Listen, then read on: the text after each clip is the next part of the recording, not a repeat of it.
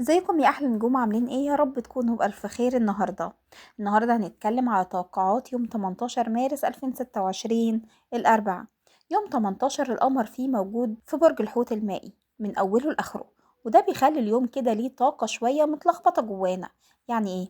يعني هتحس انك عايز تعمل اكتر من حاجة في نفس الوقت، عايز تروح هنا وهنا، تخلص كذا وكذا، تلحق ده وده، فبتلاقي نفسك تايه شوية ومش عارف تبدأ منين.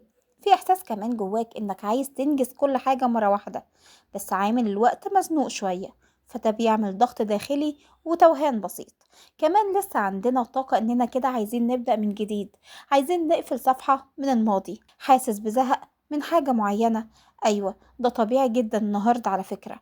عندك إحساس إنك عايز تقول كفاية لحد كده، أنا عايز أبدأ حاجة جديدة. وده بيخليك تاخد خطوات حتى لو بسيطة، إنك كده توقف شوية أو تغير اتجاهك. كمان خلي بالك إننا داخلين على ولادة قمر جديد في أول ساعات يوم 19، بس إحنا متأثرين بيها من يوم 18، وده بيزود جواك إحساس البداية، إنك كده عايز تدخل في مرحلة جديدة أو طريق جديد. طيب دلوقتي بقى ندخل على توقعات الأبراج على طول، ونبدأ بأول برج معانا، برج الحمل. اليوم مهم جدا ليك يا حمل، وفيه فرص كمان حلوة، بس خلي بالك لازم تبقى حذر. اوعى الاندفاع والتسرع، لأن الطاقة دي موجودة بقوة. فكر كويس قبل أي خطوة، اسأل نفسك المشوار ده مفيد ولا هو تضييع وقت وخلاص. لو مش هيضيف لك حاجة فبلاش منه خالص النهاردة. خليك شوية أناني النهاردة يا حمل، بالمعنى الأصح. ركز في اللي يفيدك ويزودك. كمان هتشوف ناس على حقيقتها جدا، بس بلاش تدخل في خناقات أو عصبية. خليك هادي وبعيد عن أي جدال. برج الثور. يوم حلو جدا ليك يا طور لو استغليته صح. حاول تخلص كل اللي وراك واعمل جدول كده وامشي عليه. اصحى بدري، ابدأ بدري، ما تسيبش التوتر يعطلك، بالعكس خليه دافع انك تنجز. لان لو ما اجلتش النهارده هتتضايق يوم 19 و20. كمان اليوم حلو جدا للعلاقات. اقعد مع اصحابك، مع اهلك، انزل زيارات.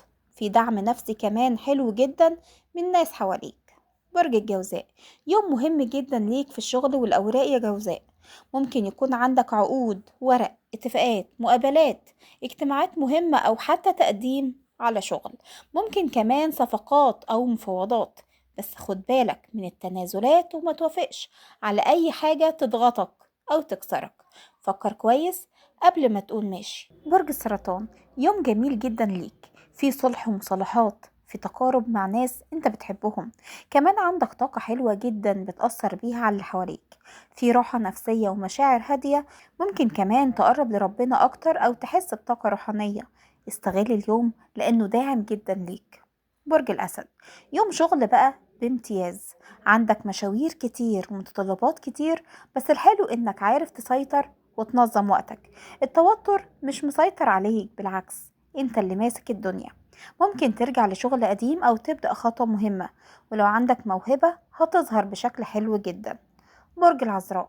خلي بالك النهاردة يا عذراء، مش وقت قرارات ولا مغامرات، في لخبطة وسوء تفاهم ممكن يحصل، فبلاش تاخد أي قرارات بسرعة. وابعد عن أي خناقات أو جدال، وبلاش تمضي أي عقود أو تدخل في التزامات جديدة. حتى لو عندك اجتماعات هتحس إن في حاجة كده مش مظبوطة. برج الميزان. يوم حلو جدا ليك يا ميزان، هيساعدك انك تخلص اللي وراك، وعندك كمان تركيز ووعي حلو. في رغبة عندك انك تصلح وتغير، وكمان تهتم بصحتك. لو كنت تعبان في تحسن. اليوم كمان بيدعمك مهنيا وعمليا بشكل كبير جدا. برج العقرب.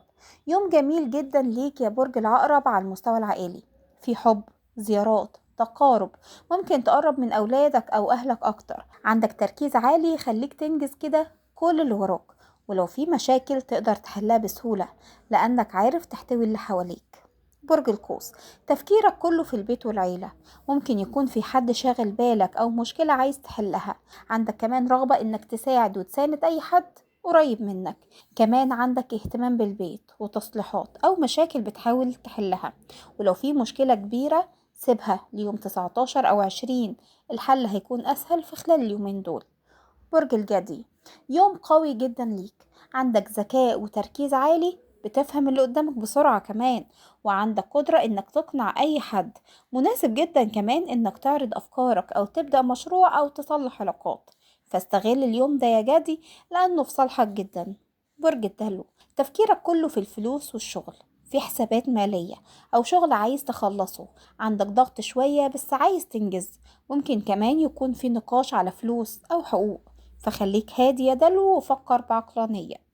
برج الحوت، ده يومك بقى. القمر عندك وده بيديلك طاقة جامدة جدا. عندك ثقة بنفسك وعندك قدرة انك تنجز وتحقق اهداف. النهاردة فرصة كبيرة جدا ليك، فاستغلها صح يا حوت.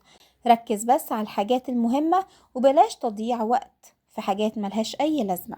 ودي كانت توقعات يوم 18 مارس 2026 يوم الاربعاء.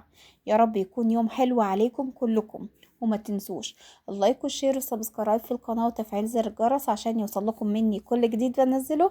ودلوقتي اقول لكم باي باي.